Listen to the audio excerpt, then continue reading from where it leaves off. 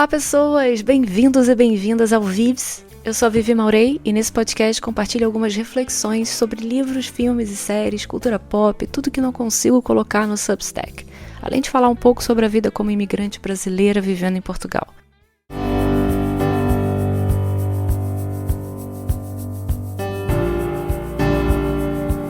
Eu tava vendo um vídeo com o Trevor Noah, um comediante, ator, apresentador. Eu adoro o Trevor Noah. Falando da diferença de ser agradável e de ser gentil. Que às vezes você pode ser gentil com alguém, mas não necessariamente ser agradável. Isso me fez refletir sobre as vezes em que a gente pode ser desagradável ao falar uma verdade ou tentar cuidar do outro. E no fundo a gente está sendo gentil com a pessoa, generoso até, mas nem sempre as pessoas conseguem enxergar isso, esses atos de gentileza. Tem de fato uma diferença enorme entre as duas coisas. Ser agradável está muito ligado a evitar conflito, a tentar preservar uma harmonia, não criar frustrações ou expectativas. Você quer ser bem visto, quer ser aceito. E já ser gentil tem mais a ver com um cuidado real com o outro. Existe mais responsabilidade afetiva, existe verdade, eu diria até que uma intenção ética e moral. É claro que essas duas coisas podem coincidir, mas muitas vezes não. E quando a gentileza é desagradável, fica difícil mesmo de ver o que está por trás. Eu acho que exige um certo nível de coragem para ser gentil às vezes. Dizer algo difícil para alguém que você gosta, impor um limite claro, recusar algo que você poderia aceitar para não chatear a pessoa, apontar um comportamento que machuca, não validar uma ilusão um tanto confortável. Enfim, nada disso é agradável no momento, né? Mas tudo isso pode ser profundamente generoso, se a gente for pensar no que de fato essas atitudes significam. Porque você agir com a verdade, nesses exemplos que eu dei, você pode não proteger o clima, a atmosfera do momento, mas você protege a pessoa e a si mesmo a longo prazo. No sentido de ser gentil com a pessoa e com você mesmo. O Trevor Noah até deu um exemplo boboca nesse vídeo, mas que é válido, que é quando você tem alguma coisa no rosto, por exemplo, e ninguém fala nada, porque ninguém quer ser desagradável, né? Avisar que você tem, sei lá, alguma coisa no rosto. Mas, cara, é um ato de gentileza avisar pra alguém que a pessoa tá com alguma meleca na cara. É desagradável? É. Mas, poxa, avisa. A pessoa vai ficar agradecida por alguém ter avisado e poder, né, limpar a cara da merda qualquer que esteja na cara dela. Mas a parada que me deixou mais reflexiva não é nem isso, não é exatamente isso. É que as pessoas nem sempre enxergam a gentileza. Elas acham que você ser agradável e fofo e educado é gentileza o suficiente. Mas não é verdade. Eu acho que nem todo mundo está disposto a saber ler uma atitude de forma correta. Eu passei por uma situação uma vez no trabalho que um colega foi mega passivo-agressivo comigo por e-mail e eu dei um feedback também por e-mail dizendo que aquele tipo de comportamento, daquela frase que foi usada daquela forma, não contribuía para o bem-estar da equipe. Eu falei muito de buenas, eu nem fiquei chateada nem nada, eu quis apenas dar esse retorno que eu considerei importante para ele saber que isso que ele estava fazendo não ajudava em nada. Mas ele ficou sem falar comigo direito umas semanas, cara. E ainda mudou o comportamento comigo depois disso. A minha frase, que foi provavelmente desagradável, que eu considerei uma gentileza, talvez tenha ali perfurado alguma coisa que machucou. E eu acho que o nosso ego se sente atacado muito antes de a gente se sentir cuidado. Ou sequer acreditar que o outro, na verdade, está tentando ser gentil. A gente não acredita nessa hipótese. Eu acho que a verdade desmonta tanto as nossas narrativas internas que a gente fica desamparado com algumas gentilezas.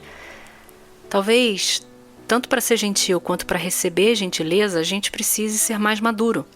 E eu não quero, obviamente, ser vista como fria, como dura, como ingrata, insensível.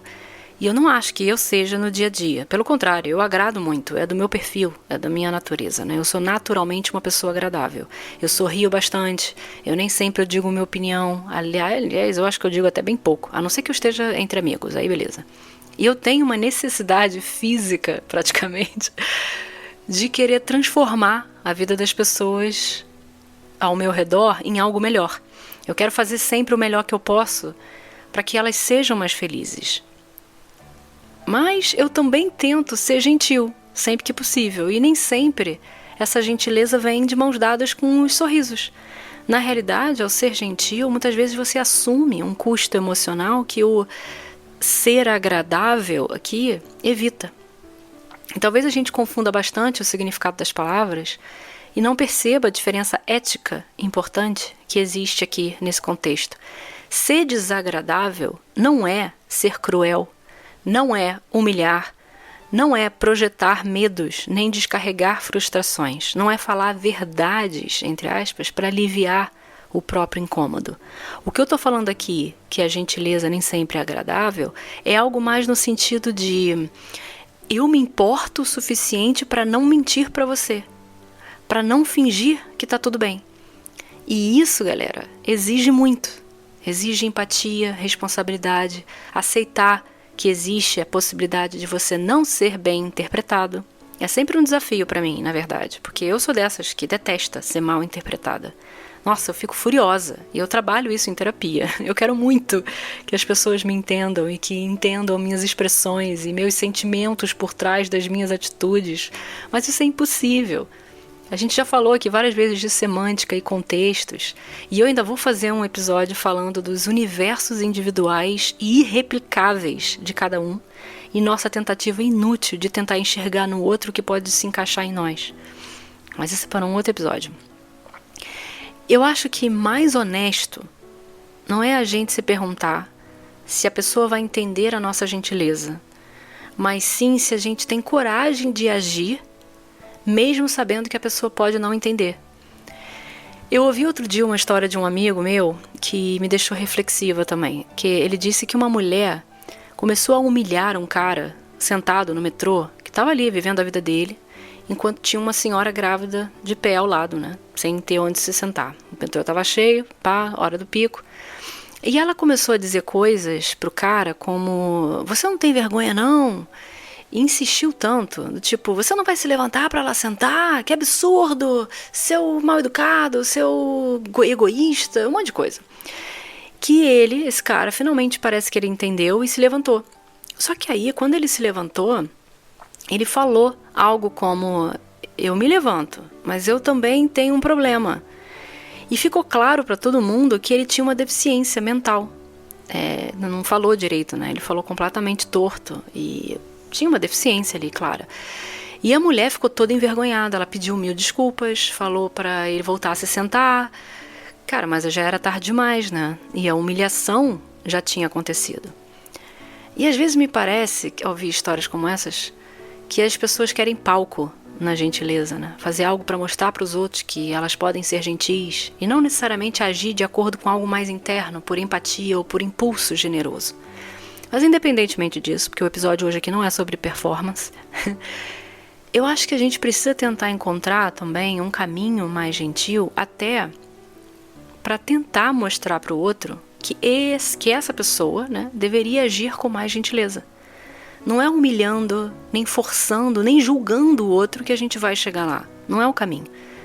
Gentileza também está, ao meu ver, nos pequenos atos, na forma de traduzir os pensamentos para a voz alta. Gentileza está no nosso olhar, na forma que a gente pensa do outro, no outro, nas decisões que afetam, nos nãos que damos e nos sims, que nem sempre são fáceis. Eu escolhi esse tema para hoje porque quando me perguntam o que eu quero para esse ano de 2026, é mais gentileza. De todos, mas também na vida em si. E eu quero também ser mais gentil e buscar a gentileza nos momentos mais difíceis. A vida não é cruel com ninguém, o mundo não está contra nós, ela apenas acontece. E para que as coisas aconteçam, ruins e boas, basta estar vivo, né? Enquanto se está vivo, tudo é possível. E muito do que a gente vive depende de como a gente enxerga a realidade. E eu decidi que esse ano eu vou enxergar a vida com mais gentileza, que é o que eu desejo para mim e para todos. Talvez a princípio pareça ser um caminho solitário, escolher a gentileza, quando muitos querem que você seja agradável, mas é só uma impressão. Ser gentil é abraçar as conexões de uma forma muito mais profunda, muito mais tocante, mais transformadora, pelo menos que é como eu vejo. Não existe nada mais acolhedor nesse mundo que a gentileza. Então, gente, escolham ser gentis, decidam ser pessoas melhores. Se preciso for, sejam desagradáveis, mas sempre gentis. E antes de terminar, eu deixo uma surpresa para quem me ouve até o fim. Uma pergunta minha e outras vozes respondem. Um jeito novo de encerrar o episódio, mas mantendo sempre essa ideia de terminar em aberto, refletindo. O que você deixou de ser por causa de uma decisão?